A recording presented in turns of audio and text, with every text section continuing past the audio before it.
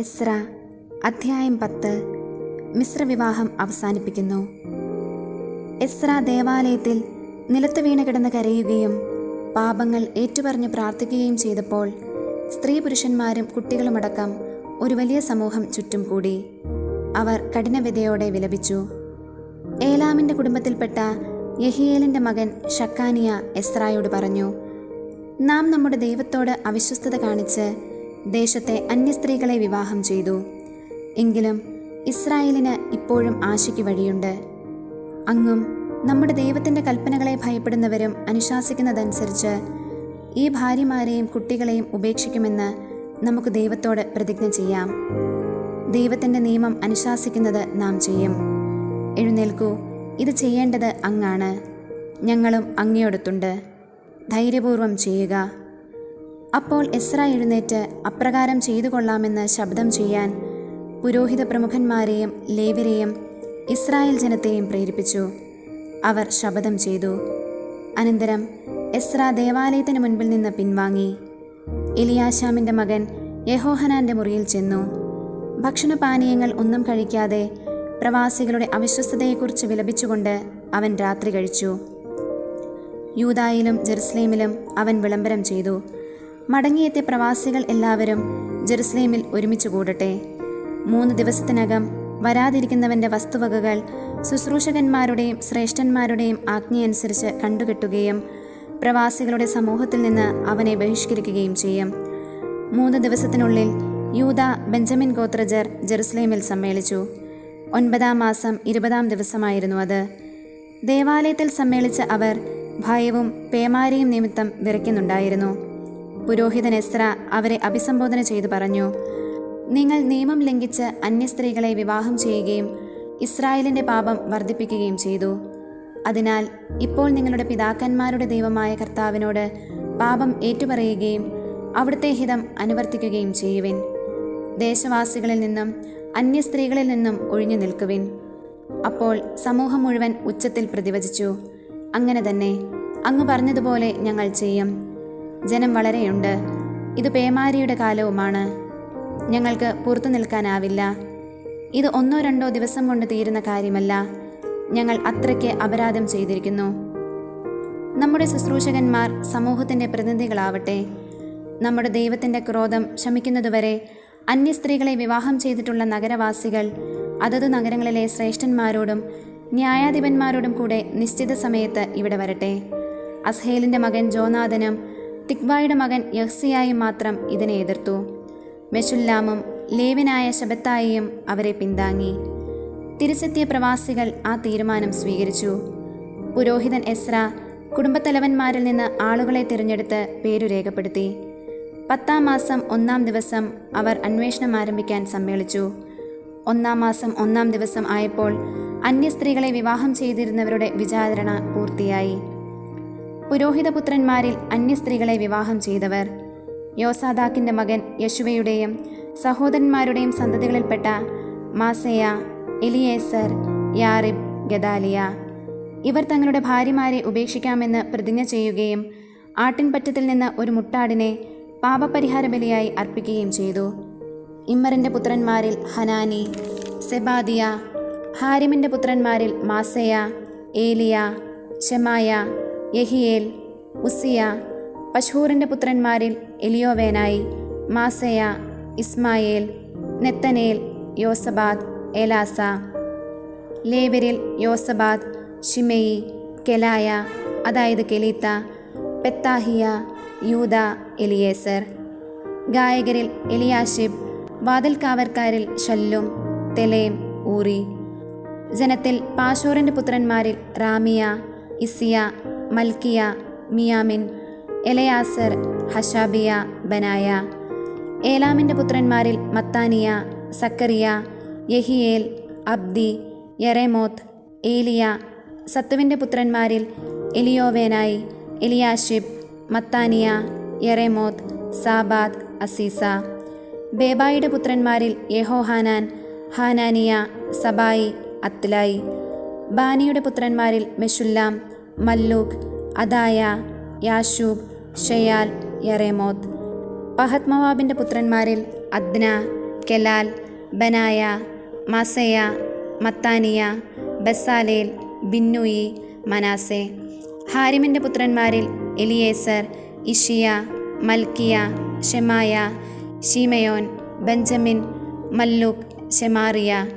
ഹാഷുമിൻ്റെ പുത്രന്മാരിൽ മത്തനായി, മത്താത്ത, Zabad, Eliphelet, യെറേമായി, Manasseh, Shimei.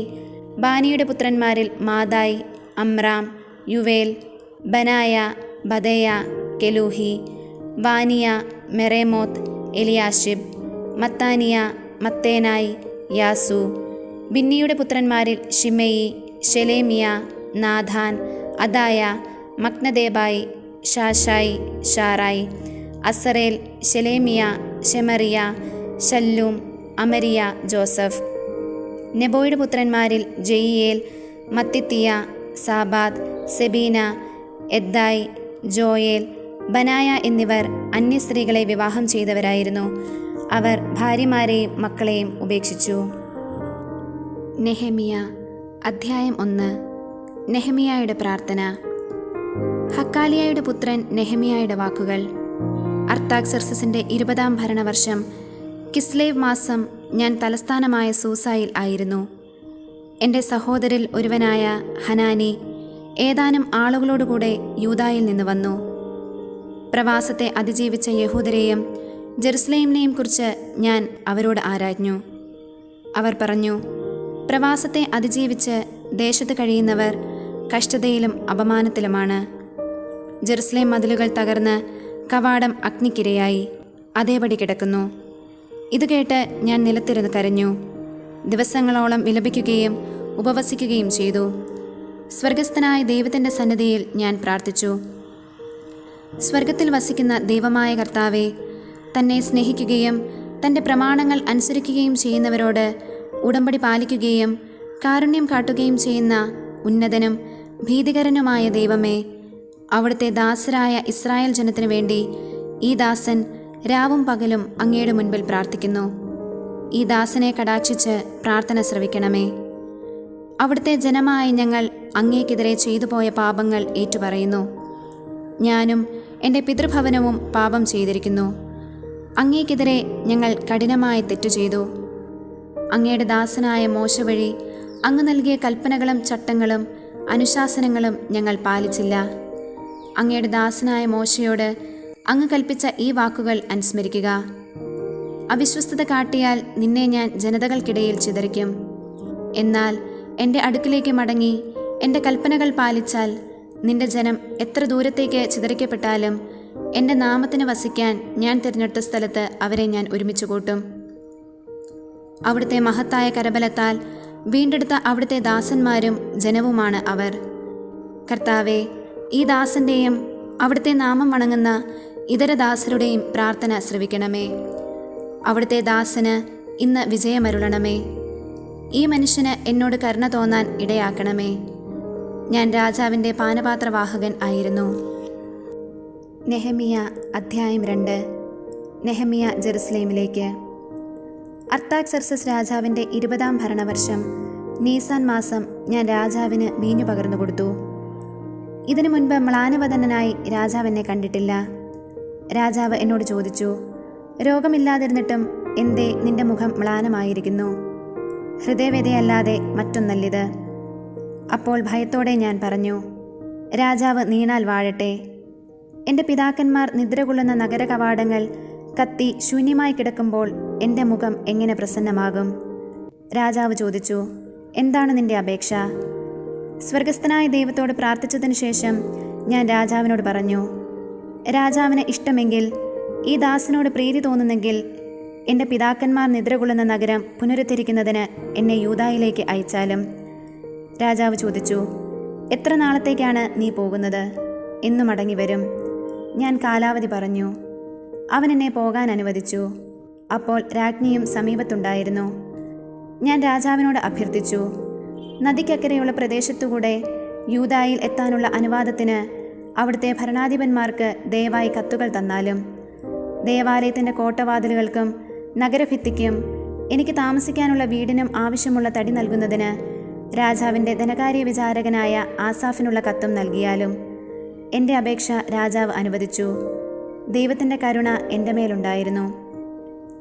ഞാൻ നദിക്കക്കരെയുള്ള ഭരണാധിപന്മാരെ സമീപിച്ച് രാജാവിൻ്റെ കത്തുകൾ ഏൽപ്പിച്ചു. രാജാവ് സേനാനായകന്മാരെയും കുതിരപ്പടയാളികളെയും എന്നോടൊപ്പം അയച്ചിട്ടുണ്ടായിരുന്നു. എന്നാൽ ഇസ്രായേൽ ജനത്തിൻ്റെ നന്മയ്ക്ക് വേണ്ടി പ്രവർത്തിക്കാൻ ഒരുവൻ വന്നിരിക്കുന്നുവെന്ന് കേട്ട് ഹെറോണ്യനായ സൻബല്ലാത്തും അമ്മോന്യനായ തോബിയ എന്ന ദാസനും അത്യന്തം അസന്തുഷ്ടരായി. ഞാൻ ജെറുസലേമിലെത്തി 3 ദിവസം അവിടെ കഴിഞ്ഞു. ഞാനും കൂടെയുണ്ടായിരുന്ന ചിലരും രാത്രിയിൽ എഴുന്നേറ്റു. ജെറുസലേമിന് വേണ്ടി ചെയ്യാൻ എൻ്റെ ദൈവം മനസ്സിൽ തോന്നിച്ചത് ഞാൻ ആരെയും അറിയിച്ചില്ല. സവാരി ചെയ്തിരുന്ന മൃഗമല്ലാതെ വേറൊന്നും കൂടെ ഉണ്ടായിരുന്നില്ല. രാത്രിയിൽ ഞാൻ താഴ്വരവാതിലിലൂടെ കുറുനരിയുറവ കടന്ന് ചവറ്റുവാതിലിൽ എത്തി. ജെറുസലേമിൻ്റെ തകർന്ന മതിലുകളും കത്തിനശിച്ച വാതിലുകളും പരിശോധിച്ചു.